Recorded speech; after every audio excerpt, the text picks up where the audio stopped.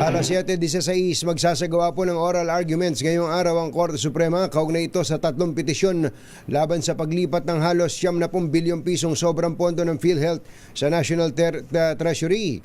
Ito ay batay sa mga petisyon na pangunahing nihain ni Senator Aquilino Pimentel III. Kabilang po sa mga tatalakayin sa oral arguments ay kung valid ba ang Special Provision number 1 na Unprogrammed Appropriations sa 2024 budget.